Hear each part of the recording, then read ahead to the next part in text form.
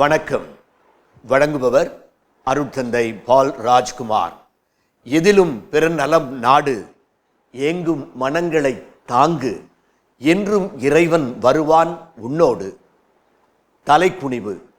கன்னியாகுமரியில் விவேகானந்தர் பாறை உள்ள கடற்கரை ஓரத்தில் குருவி ஒன்று பாறையில் கூடு கட்டி வாழ்ந்து வந்தது.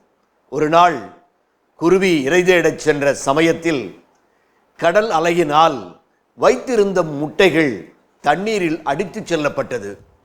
இரை தேடச் சென்ற பறவை கூட்டிற்கு திரும்பி வந்தபோது அங்கு தன் முட்டைகளை காணாது தவித்தது.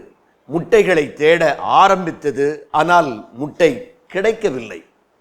ஒருவேளை கடல் தான் தன் முட்டைகளை எடுத்திருக்கும் என எண்ணி பறவை கடலை நோக்கி இறைக்க ஆரம்பித்தது. அதை கண்ட கடல் வெட்கி தலை குனிந்து பின் அதன் முட்டைகளை அதனிடமே கொடுத்து விட்டது. பிறரின் பொருளை இச்சிப்பவர்கள் என்றாவது ஒரு நாள் வெட்கி குனிவார்கள் என்பது உறுதி. நன்றி.